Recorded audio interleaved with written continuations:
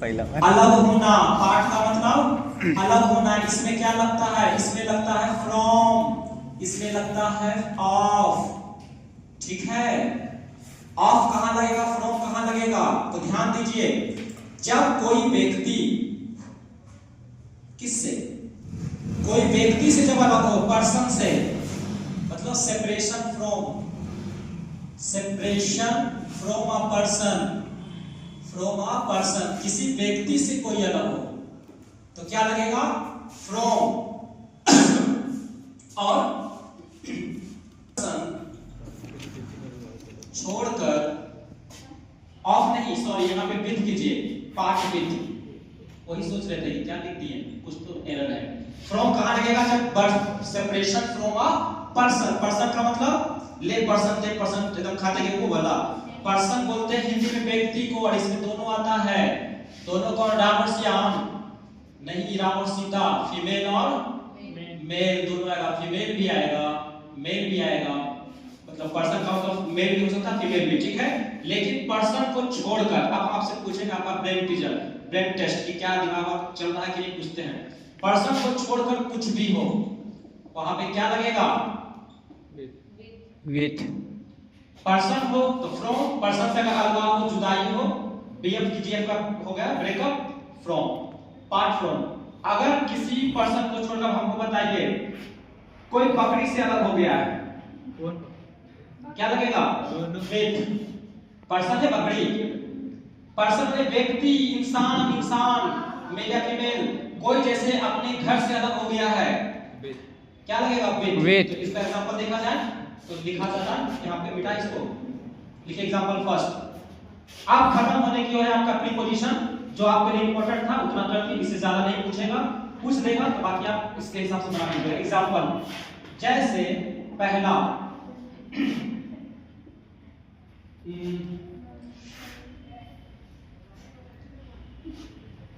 when I parted, किसी आदमी से अलग करते हैं खुद को, क्या लिखना होगा? From. when I parted from Rajjo, there were tears in my eyes। क्या हुआ? जब मैं, पार्टेड वर्ब टू हो गया, जब मैं, बड़ी जोर से बोल रहे हैं, जब मैं रज्जो से अलग हुआ,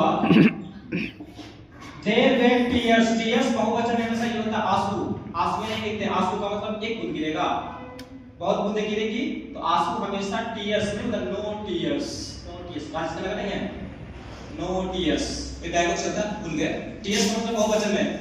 जब मैं रज्जो से अलग हुआ, there were tears in my eyes, मेरी आंखों में क्या थे? मेरी किस चीज के आंसू? खुशी के, मेरी आंखों में आंसू थे। तो ये क्या हो गया? अलगाव। रज्जो क्या है? लड़का या लड़की का नाम होगा, ये पर्सन है, और मैं, हम क्या है? हम तो जानवर ही हैं, हम क्या हैं? मैं भी पर्सन है, तो दो पर्सन का जब अलगाव होगा, दो व्यक्ति का, ठीक है, तो क्या लगा यहाँ पे? क्या लगा? फ्रॉम। अब देखिए, जैसे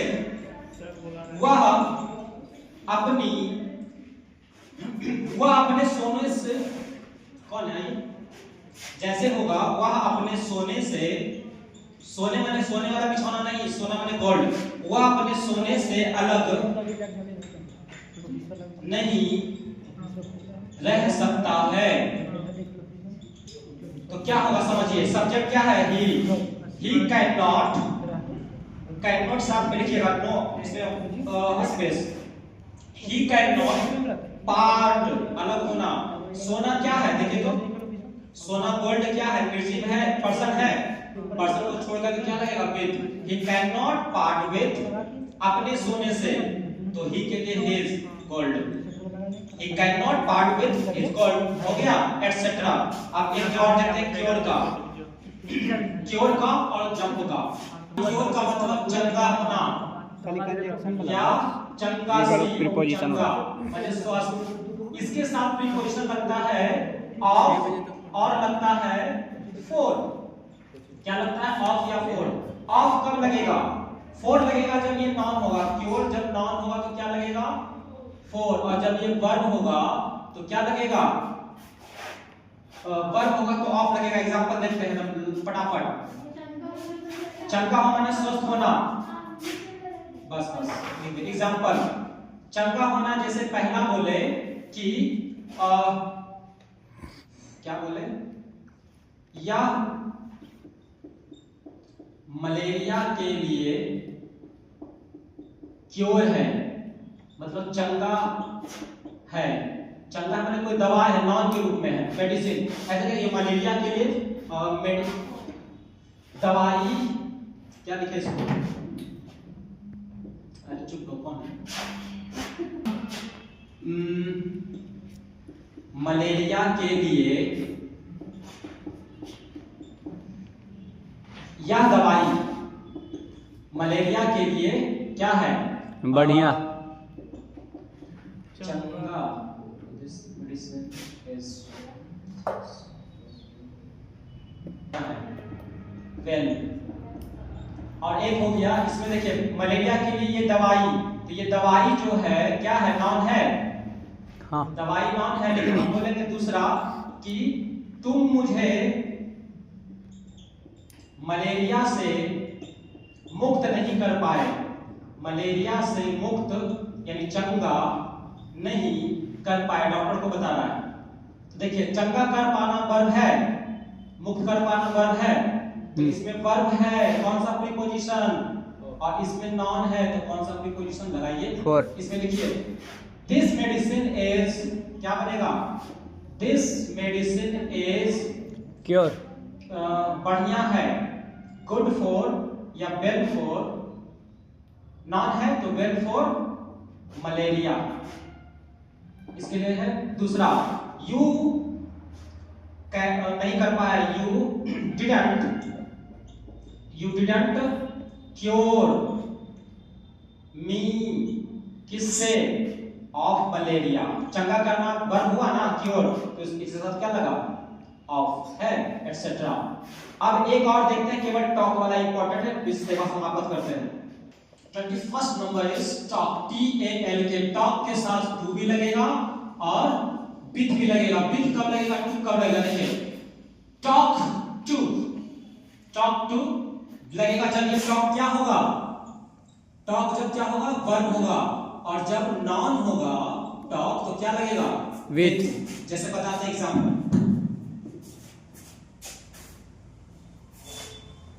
क्रैश कोर्स में थोड़ा सा हड़बड़ी हो जाती है, don't worry, cooperate and learn. First जैसे बोले तुम मुझसे बात करो, क्यों नहीं कर रहा है, तुम मुझसे बात तो करो, बात करो। अब देखिए इसमें बात करना, टॉक का मतलब क्या होता है, टॉक का मतलब बात करना, तुम मुझसे बात करो। दूसरा, अच्छा बात करना इसमें वर्ब है या नॉन है, नाउन, वर्ब है ना, जिसमें रहे बताया है मैक्सिमम वर्ब होता है अधिकांशतः, तो ये वर्ब है।